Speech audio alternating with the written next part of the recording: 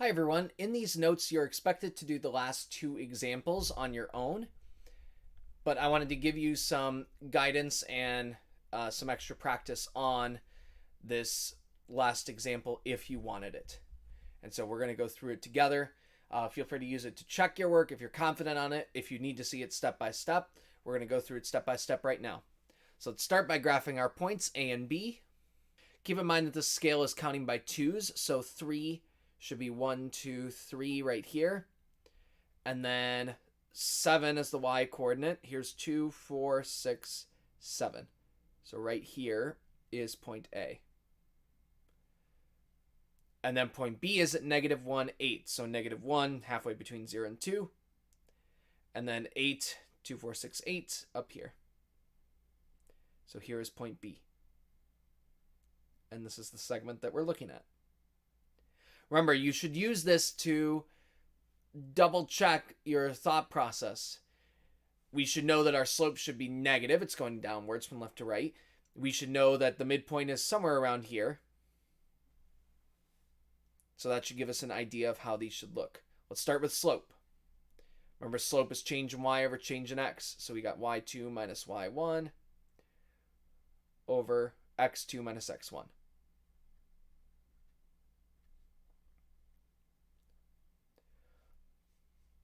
Plug in our points. Our first point is right here at point A. We have x1, and here's y1, right? X and y coordinate of the first point, and here's the x and y coordinate of the second point. That's what we're going to use in all these formulas. Subtract the y's over subtract the x's.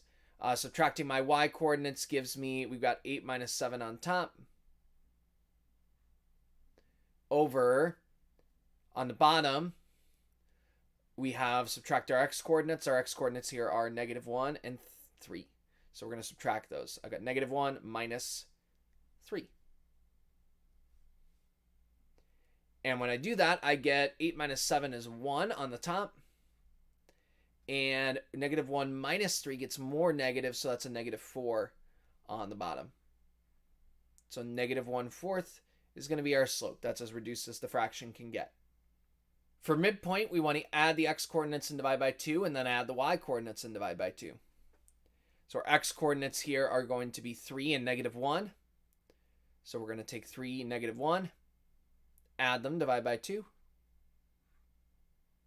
And then our y coordinates here are 7 and 8. So we want to take 7 and 8, add them together, divide by 2. When we do that, we should get 3 and -1. That's going to be 2 over 2. So 2 divided by 2, that's 1. And then 7 and 8 is 15 over 2. So we're going to put that on the graph. Our midpoint should be 1 as the x coordinate, and then 15 halves. That is 7.5. So here's 2, 4, 6, 7.5. Right around here is our midpoint. That's point M. Remember, to double check on your graph, it should be on that segment. If you're somewhere all the way over here, you probably did something wrong. Don't forget, we're skipping part C, and I'm going to skip part E. So we're going to jump down to part D, write out our formula. Subtract your x's squared plus subtract your y's squared, take the square root. That's going to equal, well, let's subtract our x coordinates. Our x coordinates are -1 and 3. We're going to subtract those. -1 minus 3 squared plus, we've got 8 and 7. We're going to subtract those squared. When we do that, we should get -1 minus 3 is a -4 squared, plus 8 minus 7 is 1 squared. So that should come out to be -4 squared is -4 times -4 is a positive 16. Plus 1 squared is 1. So 16 and 1 is 17. And this square root can't be reduced. If you try and make a tower, the only number you'll come up with is 17. And this doesn't come out to be a whole number, so we're going to leave it as square root of 17.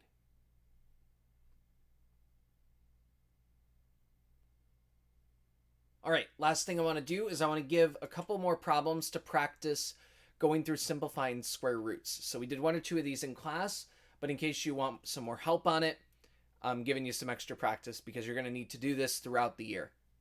So we're going to start with square root of 50. So the first thing we're going to do, don't forget, is we're going to make a tower with 50 here, and we're going to divide by the smallest number we can. We're going to divide by the smallest number we can. So 50 is the smallest number we can divide by. We can divide by 2 there. We're going to keep dividing by 2 until we can't anymore. Divided by 2, we get 25. Uh-oh, we're done dividing by 2. Can't divide by 25 by 2 anymore, but we can divide it by 5. If I divide 25 by 5, I get 5. Can we still divide by 5? Yes, we can. And we get 1. 1 is our top of the tower. Circle your pairs. Circle your pairs, and here we have a pair of 5s. So that pair of 5s, any pair is going to go outside of the square root. And a 2 by itself, so it's going to stay in the square root. Couples go out, singles stay in. So 5 square root of 2 is our final answer here.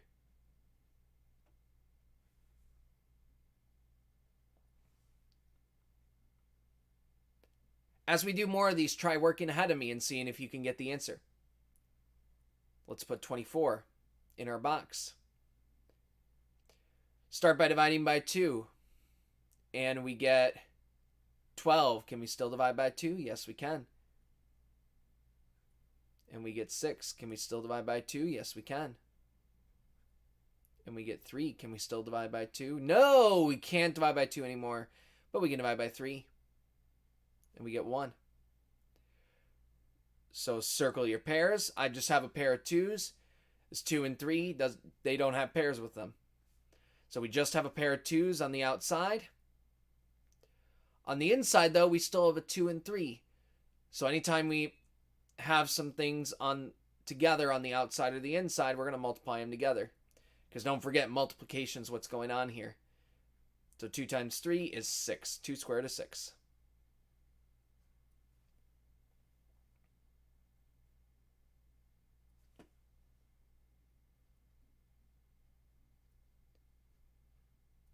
Next one, square root of 512. This is going to be a bigger one, so this is going to be a bigger tower. We're going to keep dividing by 2.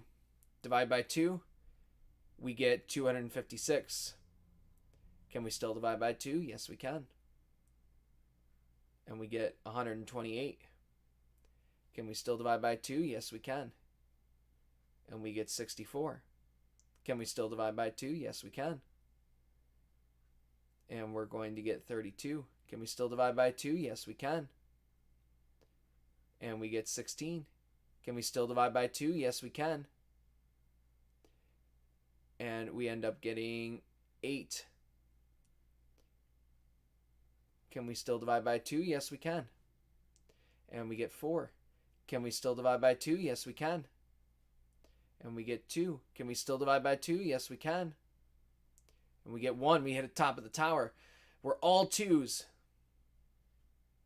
So circle your pairs. I got a pair of 2s here. I've got a pair of 2s here. I've got a pair of 2s here. I've got a pair of 2s here. I don't have a pair of 2s up here. This 2 is all by itself, so it's going to stay by itself inside the square root. So I've got a pair of 2s on the outside. I've got 1, 2, 3, 4 pairs of them. 1, 2, 3, 4. So those are all going to get multiplied together. 2 times 2 is 4, times 2 is 8, times 2 is 16. Square root of 2. Last one I'm going to do is the square root of 126. Remember, we start by dividing by 2, by smallest number we can. In this case, we can divide by 2, and we get 63. Can we still divide by 2? No, we can't divide by 2 anymore. But we can divide this by 3. And we get 21. Can we still divide by 3? Yes, we can. And we get 7. Can we still divide by 3? No, we can't divide by 3 anymore. The only thing we can divide by is 7. to get 1 and hit the top of the tower. We're going to circle our pairs. All I have here is a pair of 3s. So that's what's going to go outside the square root. I got a 3 outside the square root. Inside the square root, I'm going to have a 2 and a 7. We're going to multiply them. 2 times 7 is 14. 3 square root of 14 is my final answer. So hopefully that gives you some more practice with these if you wanted them. And make sure you get the notes finished up and turned in to me. Thanks.